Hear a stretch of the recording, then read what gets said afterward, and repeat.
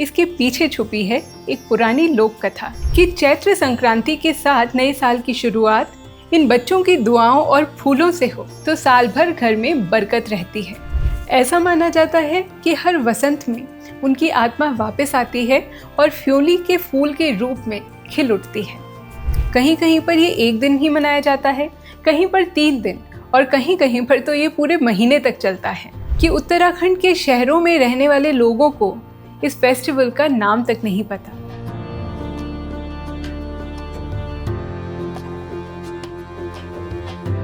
सुबह आप अपने घर का दरवाज़ा खोलते हैं और अपनी दहलीज पर आपको फूल बिखरे मिले और साथ में आए बच्चों की खिलखिलाती गाती हुई आवाज़, फूल दे छम्मा दे देणो द्वार भरो भकार, तो समझ जाइए कि ये फूल देई का उत्सव मन रहा है। पहाड़ों में ये माना जाता है कि चैत्र संक्रांति के साथ नए साल की शुरुआत इन बच्चों की दुआओं और फूलों से हो तो साल भर घर में बरकत रहती है ना कितना प्यारा त्योहार।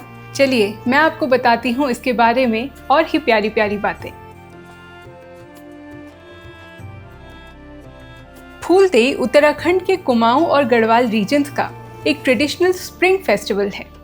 इस दिन बच्चे सुबह सुबह उठते हैं, खासकर छोटी छोटी लड़कियां जिन्हें फुलियारी कहते हैं, और ये पहाड़ों की ढाल से या जंगलों से फूल तोड़कर लाते हैं, जैसे कि बुरांश जिसे हम रोडोडेंड्रॉन कहते हैं, सरसों, कचनार या फिर कोई भी जंगली फूल या फ्योली का फूल। फिर ये बच्चे गांव के हर घर में जाकर दहलीज पर ये फूल रख कर आते हैं, कभी कभी चावल, गुड़ और हरे पत्तों के साथ थाल में। दरअसल ये परंपरा पहाड़ों का एक ब्लेसिंग रिचुअल है, पर इस खुशबूदार त्योहार की शुरुआत कैसे हुई, इसके पीछे छुपी है एक पुरानी लोक कथा। कुमाऊं और गढ़वाल की एक पॉपुलर फोकलोर के मुताबिक बहुत सालों पहले एक राजकुमारी होती थी जिसका नाम था फ्योली या प्योली। वो जंगलों में पली बढ़ी थी, जानवर और पक्षी उसके दोस्त थे, फूलों से उसको बेहद प्यार था, पर उसकी शादी हो गई मैदानी इलाके में। अब मैदान की गर्मी उससे सहन न हुई और उसका दिल हमेशा पहाड़ों के जंगलों के लिए, ठंडी हवाओं के लिए, फूलों के लिए तरसता रहता था। उसे इतनी ज़्यादा होम सिकनेस हुई कि वो बेहद बीमार पड़ गई और चल बसी।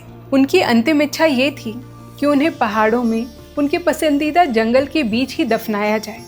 गाँव वालों ने उनकी इच्छा पूरी कर दी और फिर देखा कि कुछ दिनों बाद उस जगह पर एक पीला सुंदर फूल खिलाया है जिसे गाँव वालों ने नाम दिया फ्योली। ऐसा माना जाता है कि हर वसंत में उनकी आत्मा वापस आती है और फ्योली के फूल के रूप में खिल उठती है। इसलिए फूल देई के उत्सव में पीले फूलों का खास महत्व है। वैसे इस स्टोरी के कुछ वर्जन्स और भी हैं, जैसे कि एक स्टोरी में कहते हैं कि वो जंगल में खो गई थी और कुल देवी ने उन्हें वापस लौटा दिया, लेकिन सबसे पॉपुलर ये पीले फूलों वाला वर्जन ही है। फूल देई का एक और बड़ा ही इंटरेस्टिंग एस्पेक्ट है। इसमें जो मेन रोल होता है वो बच्चों का होता है, ना कोई पूजा होती है और ना ही कोई पंडित होता है। इसका एक खास कारण है। हिमालयन कल्चर में माना जाता है कि बच्चे प्योर एनर्जी का सोर्स होते हैं, उनकी ब्लेसिंग्स में कोई भी स्वार्थ नहीं छुपा होता, और इसलिए जब वो फूल रखते हैं तब वो कम्युनिटी और नेचर के बीच कनेक्शन इस्टेब्लिश करते हैं। और शायद इसी वजह से फूल देई में कोई पंडित नहीं होता, सिर्फ बच्चे, फूल और गांव वाले। एकदम सिंपल, दिल को छू जाने वाला, बिना किसी शोर शराबे या दिखावे के। एक और मज़ेदार बात यह है कि इस त्योहार की कोई फिक्स ड्यूरेशन नहीं है। कहीं कहीं पर ये एक दिन ही मनाया जाता है, कहीं पर 3 दिन और कहीं कहीं पर तो ये पूरे महीने तक चलता है।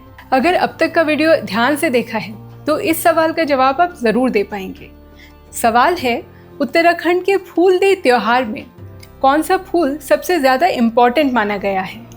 बुरांश, फ्योली, गेंदा या चमेली? आंसर मिलेगा वीडियो के एंड में। पर क्या फूल देई का ये प्यारा सा उत्सव धीमे धीमे खत्म हो रहा है? आजकल पहाड़ों के गांव एक मेजर चैलेंज फेस कर रहे हैं, माइग्रेशन यानी कि पलायन। लोग गांव छोड़कर शहरों में शिफ्ट हो रहे हैं, और जब गांव में बच्चे ही नहीं होंगे तो फिर ये फेस्टिवल कैसे मनाया जाएगा? और अगर हकीकत की बात करें तो हकीकत तो ये है कि उत्तराखंड के शहरों में रहने वाले लोगों को इस फेस्टिवल का नाम तक नहीं पता। लेकिन अच्छी बात यह है कि स्कूल्स, कम्युनिटीज़ और उत्तराखंड गवर्नमेंट अपने टूरिज्म और कल्चरल प्रोग्राम्स के थ्रू इसको रिवाइव करने की कोशिश कर रहे हैं। इनफैक्ट शहरों के भी पहाड़ी मोहल्लों में ये कहीं कहीं कभी कभी देखने को मिल ही जाता है। और अब ट्रिविया क्वेश्चन का आंसर। सही आंसर है फ्योली या फ्यूली। ये पीला हिमालयन फ्लावर राजकुमारी फ्योली से डायरेक्टली जुड़ा हुआ है और इसीलिए ये फूल देई के त्यौहार में सबसे ज़्यादा इम्पॉर्टेंट माना गया है।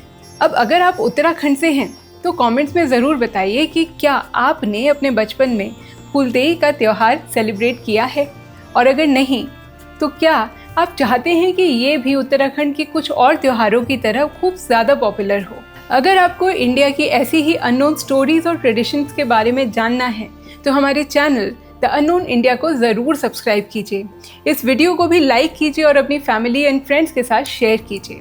और अगर इंडिया के बारे में और भी बहुत सारी बातें जाननी हो जो कि रिलेटिवली अननोन या अनटोल्ड हैं, तो हमारी वेबसाइट www.theunknownindia.com को भी विजिट ज़रूर कीजिए।